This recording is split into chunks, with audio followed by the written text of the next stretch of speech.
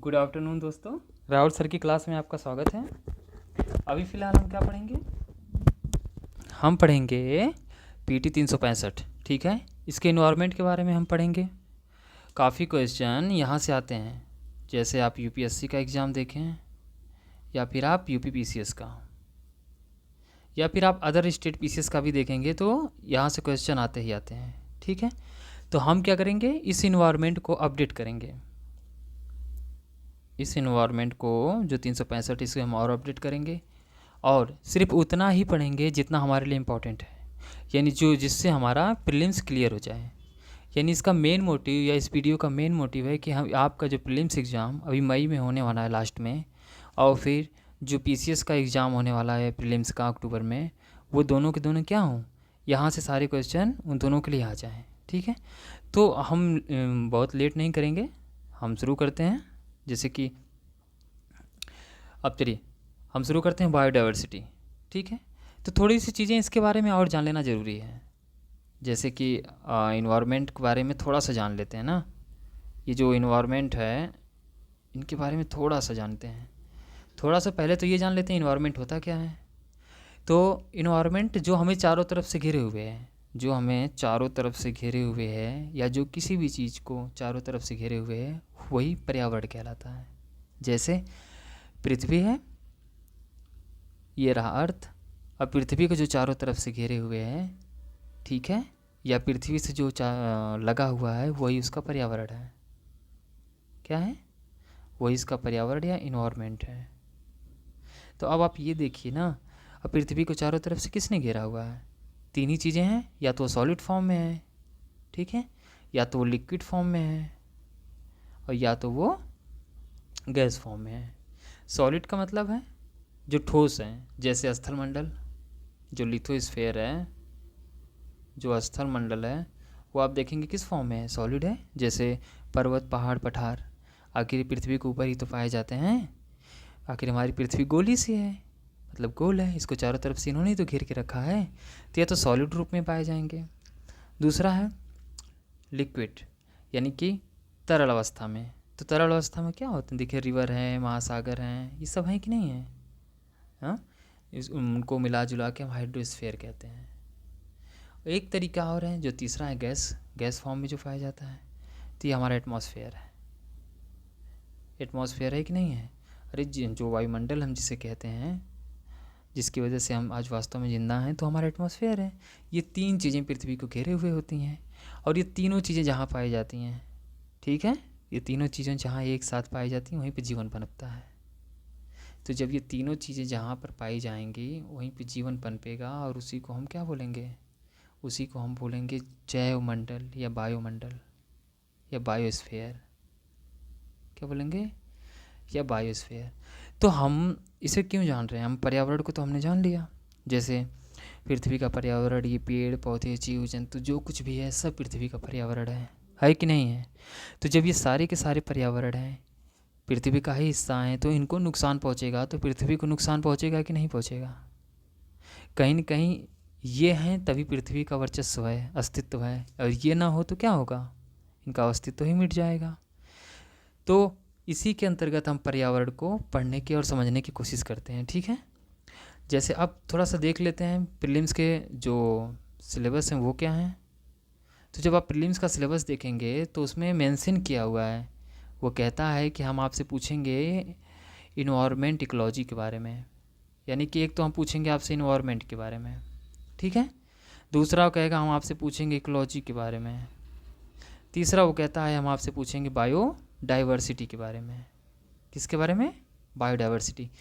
ये तीनों चीज़ें और क्वेश्चन यहीं से आते हैं, इन्हीं तीनों से आते हैं।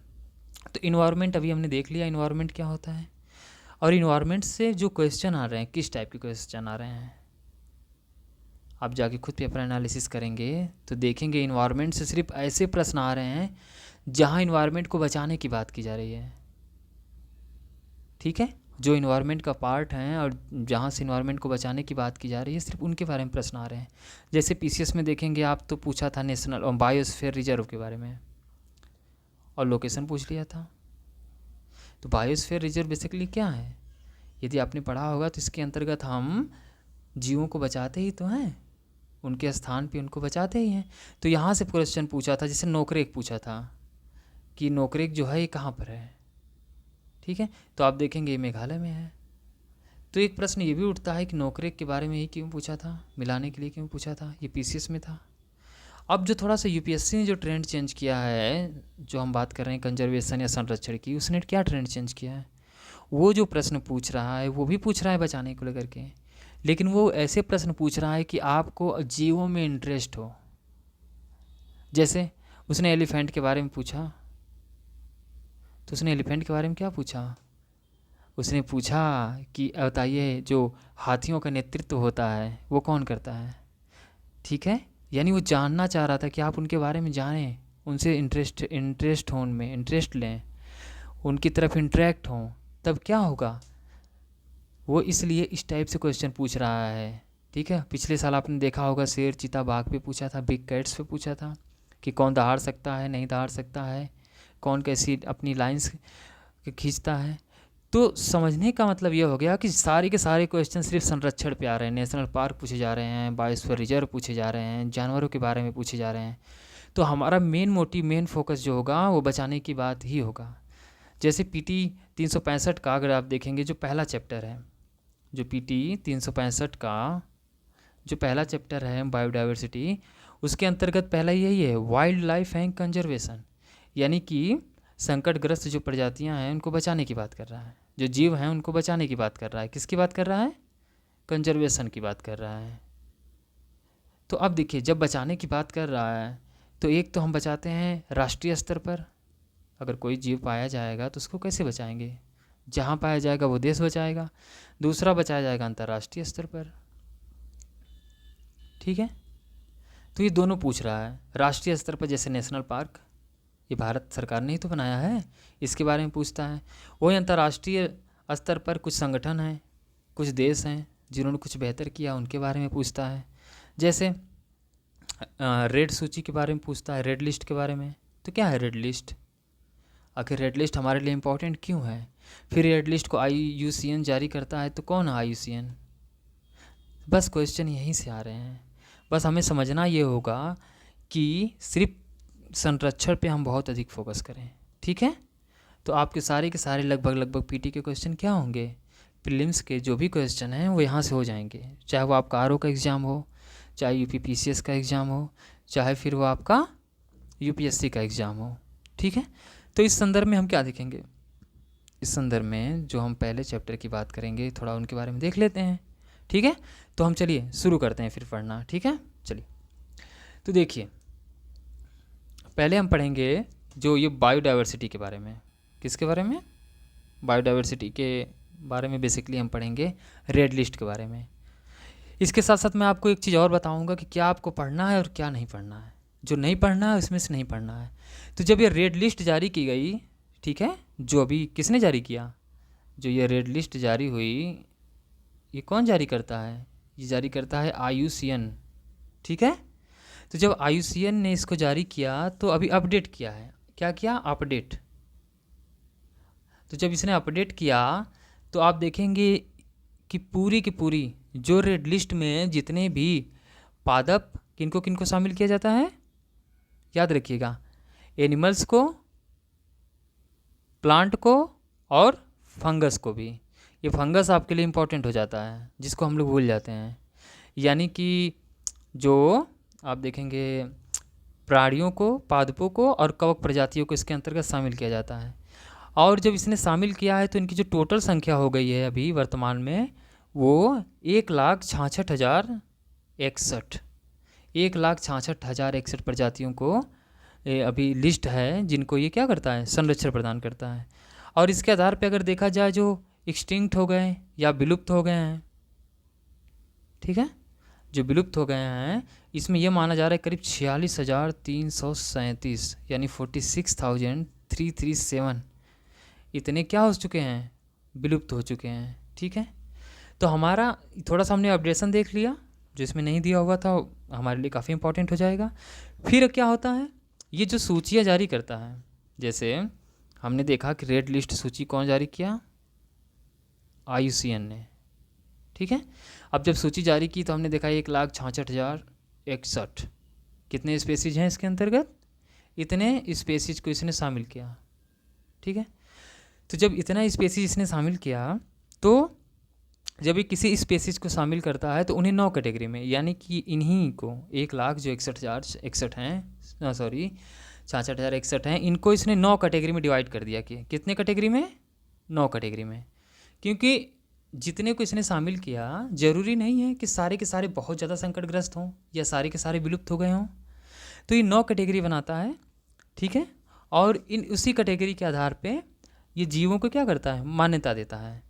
ठीक है, जैसे आप देखिए हमारे यहाँ टाइगर अगर आप देखेंगे तो 9 श्रेणियाँ हैं, उसके अंतर्गत ही तो आएगा। तो हम आते हैं इंडेंजर्ड में। किस में आते हैं, इंडेंजर्ड में। जो भारत का जो बाघ है वो किस में आता है, इंडेंजर्ड में आता है। तो ये जो 9 सूचियाँ जारी करते हैं, आपको जानना जरूरी है कि कितनी कैटेगरी हो गई, 9।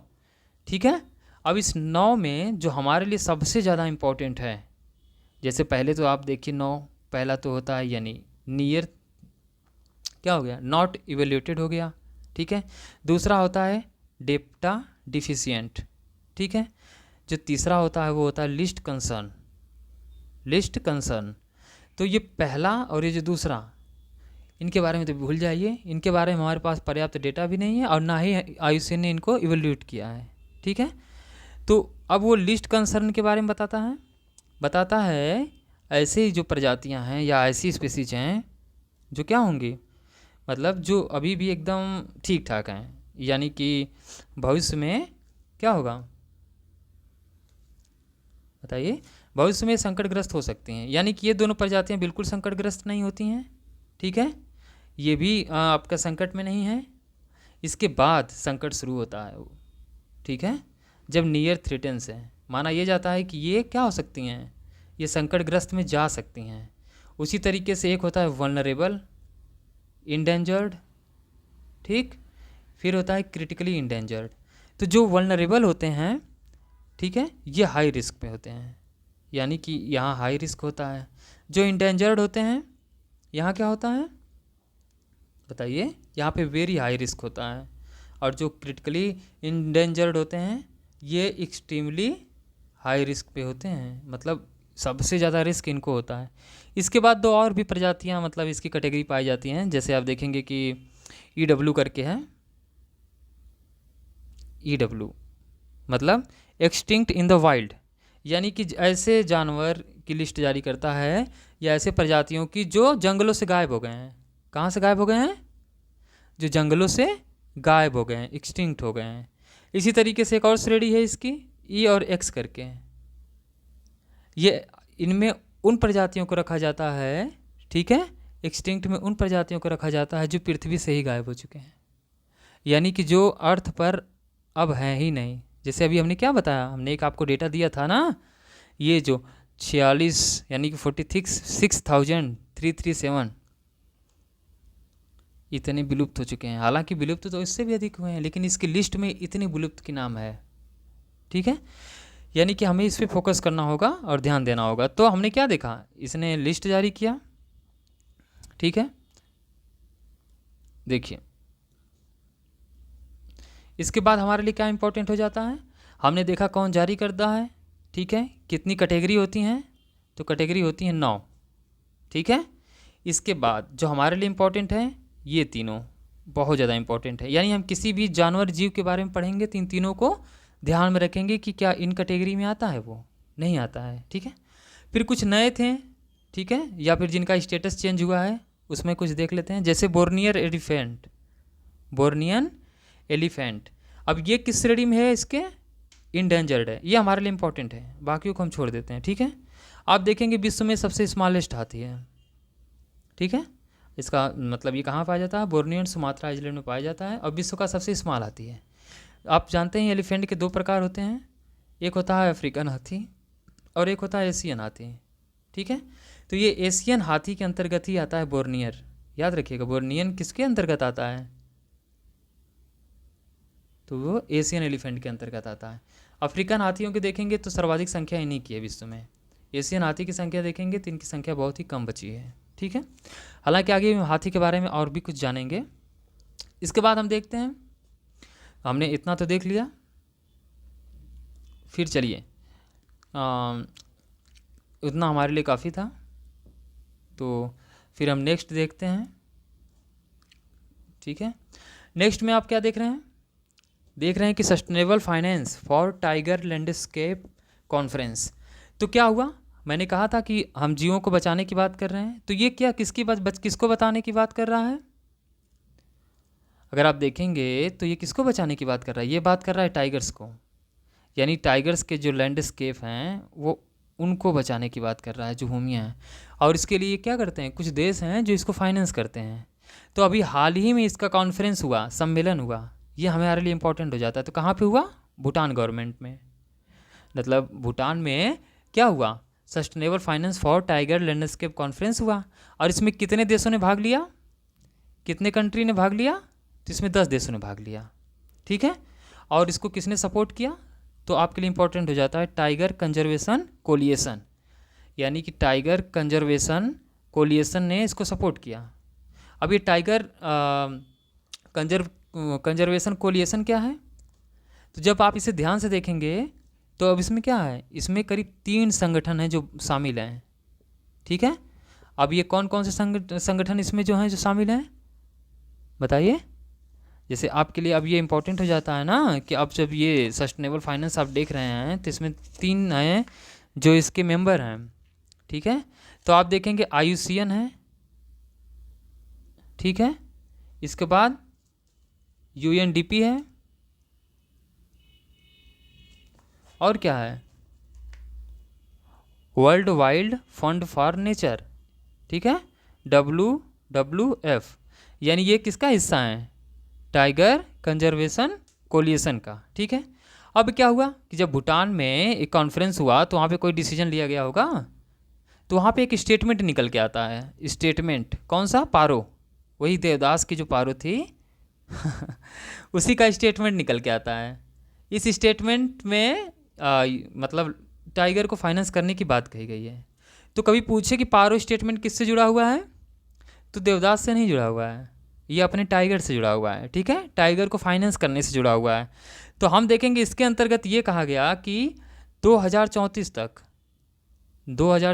तक $1 बिलियन, कितना, $1 बिलियन अवेलेबल कराना है। ठीक है, यानी कि 10 देशों में जो कॉन्फ्रेंस हुआ भूटान में, इसमें ये कहा गया कि हम क्या करेंगे, $1 बिलियन अवेलेबल कराएंगे ताकि हम टाइगर के लैंडस्केप को बचा सकें। ठीक है, अब यहाँ पे जब हमने इतना देखा तो थोड़ा हम टाइगर के बारे में भी देख लेते हैं। ठीक है, अब देखिए ये 2 पॉइंट्स आप में जो मैंने बताया वो इम्पोर्टेंट था। फिर आप देखिए इंडियन टाइगर के बारे में।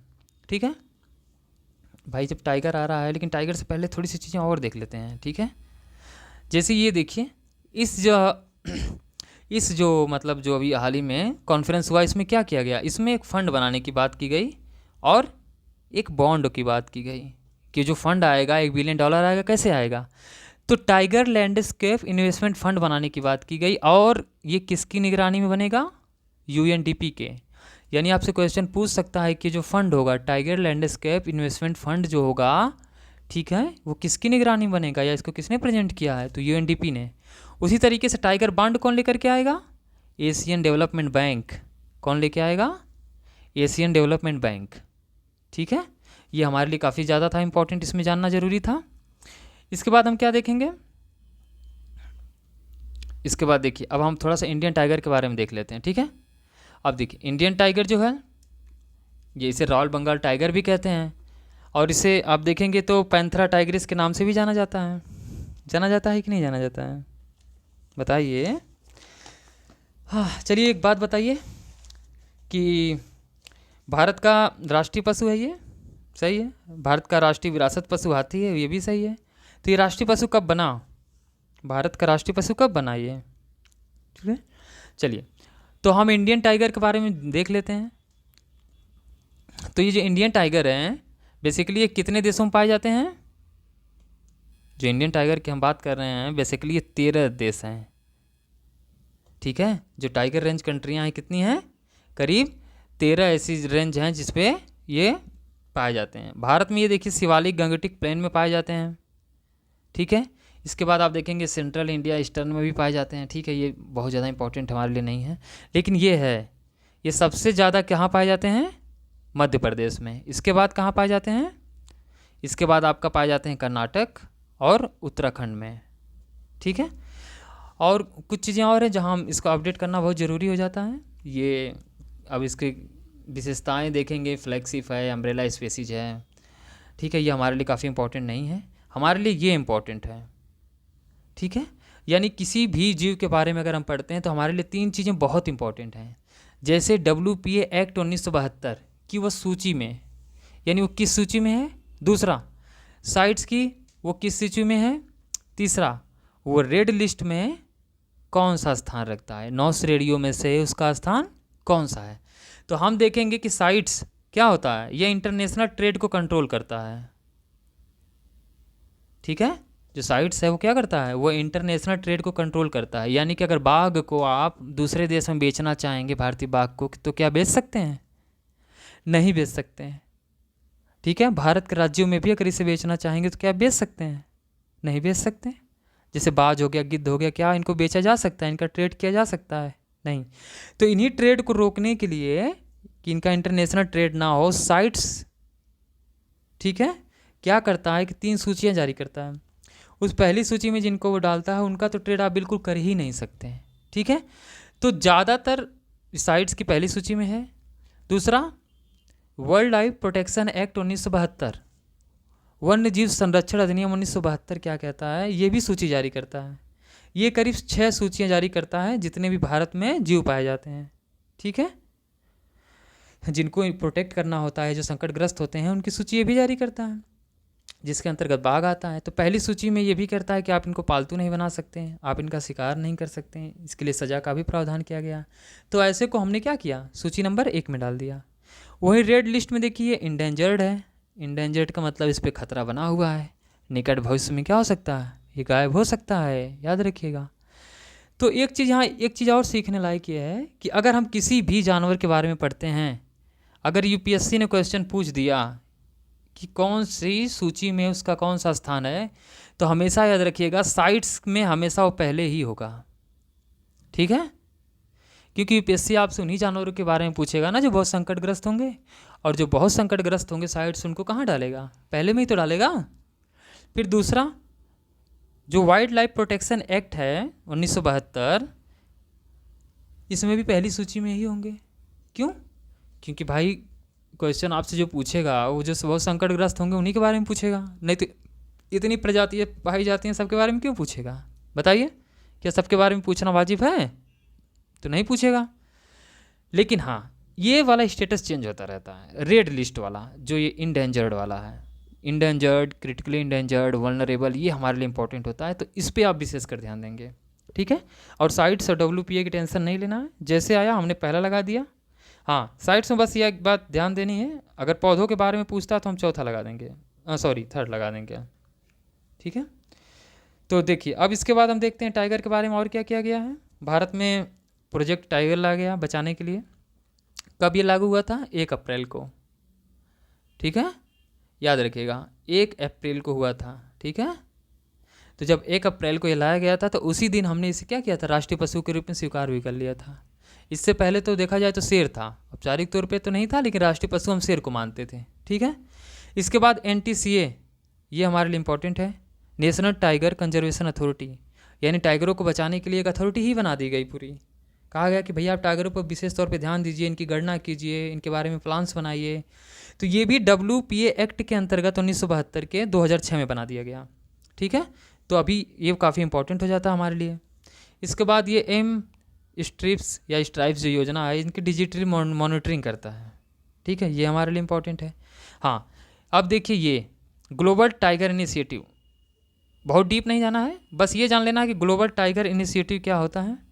तो ग्लोबल टाइगर इनिशिएटिव होता क्या, छोड़ो ये भी छोड़ो, सिर्फ जारी कौन करता है, वर्ल्ड बैंक। सिर्फ हमारे लिए ये इंपॉर्टेंट है कि वर्ल्ड बैंक इनको जारी करता है, बाकी इसमें आप छोड़ दीजिए।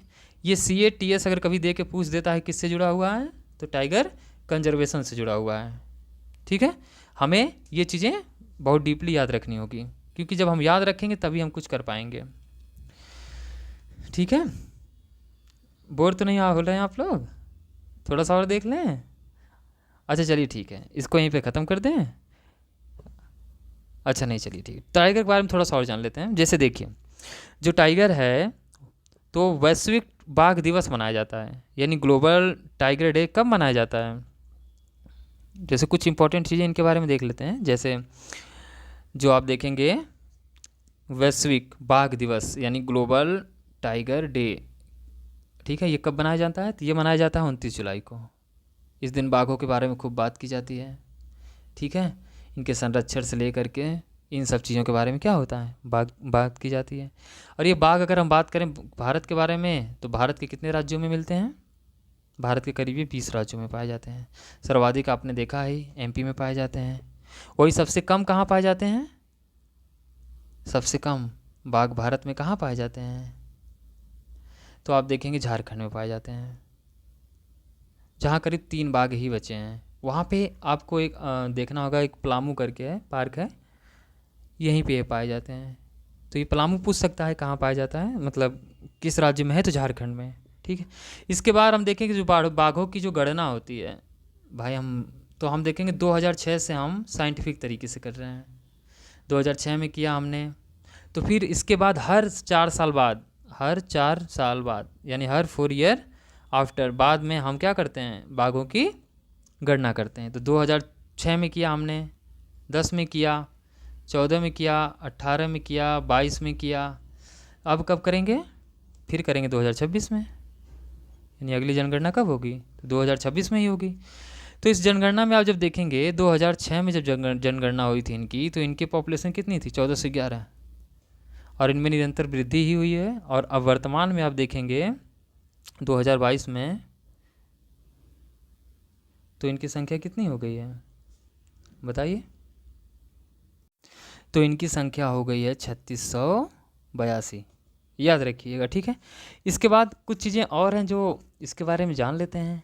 जैसे भारत में कितने टाइगर रिजर्व हैं बताइए? भारत में जो टाइगर रिजर्व हैं, जो बेसिकली टाइगरों को बचाने के लिए रिजर्व लाए गए हैं, वो टोटल, तो आप देखेंगे अभी जो मार्च 2025 तक का जो अपडेट है, इसमें इनकी जो टाइगर रिजर्व हैं इनकी संख्या है 58। कितना है? 58। ठीक है, और एक बात याद रखिएगा, जो बाघ पाए जाते हैं वो करीब 75%, जो एशियन टाइगर जो बाघ पाए जाते हैं वो करीब 25% कहाँ 75% कहाँ पाए जाते हैं? भारत में ही पाए जाते हैं। और सबसे अधिक कहाँ पाए जाते हैं? एमपी में। एमपी में कहाँ पाए जाते हैं? एमपी में। कितना पाए जाते हैं? करीब 785 बाघ हैं। इस तरह से क्वेश्चन आता है। जैसे मैंने कहा अभी झारखंड है, झारखंड में सबसे कम पाए जाते हैं, तो झारखंड के बाद, मतलब झारखंड से पहले कहाँ ज़्यादा पाए जाते हैं, तो वो आपका आंध्र प्रदेश आ जाता है, अरुणाचल प्रदेश आ जाता है। तो ये सारी चीज़ें थी जो बाघों के बारे में विशेषकर हमें जानना बहुत ज़रूरी था।